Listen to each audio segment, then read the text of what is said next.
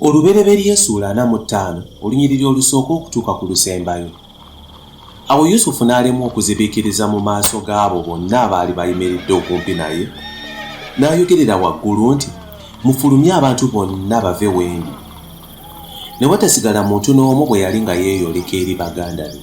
N'akaaba n'eddoboozi ddene, Abamisiri ne bawulira n'ennyumba ya Falaawo n'ewulira.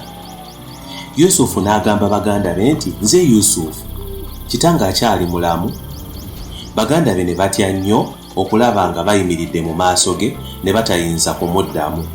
Yusufu n'agamba baganda be nti, "Munsemberere mbeegayiridde." Ne basembera n'ayogera nti, "Nze Yusufu, muganda wammwe gwe mwatunda e Misiri. Ne kaakano temunakuwala, so temwesunguwalira kubanga mwatunda muno. Kubanga Katonda ye yankulembeza okubawonya mmwe okufa. Enjala yakamala mu nsi emyaka 2, ate kyasigadde 5, gye batagenda kulimiramu newankubadde okukungula.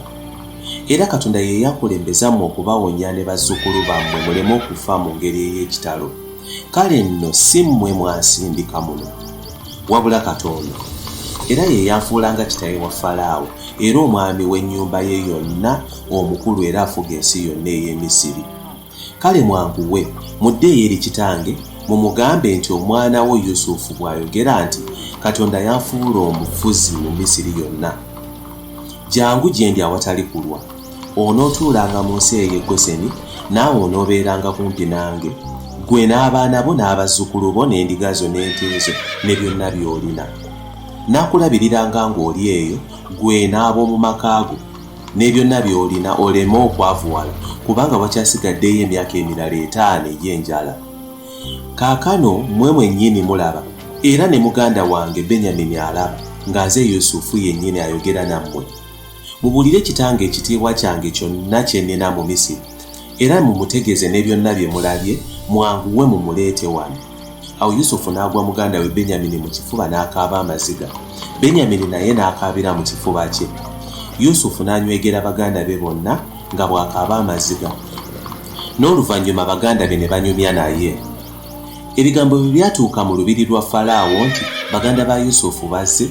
Falaawo n'abakungu be ne basanyuka nnyo.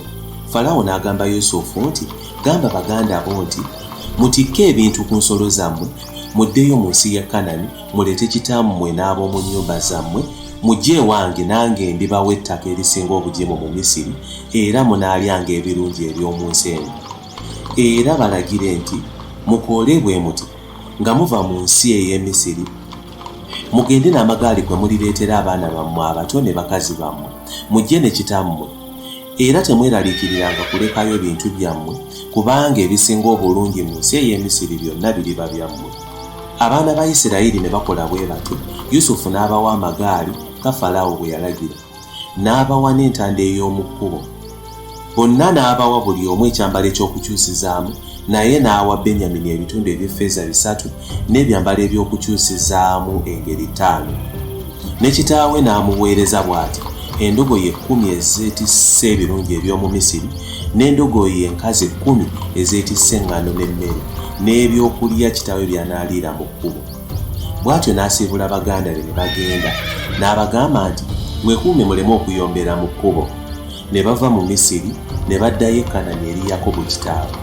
Ne bamugamba nti, "Yusufu akyali mulamu, era ye mukulu afuga ensi yonna ey'e Misiri."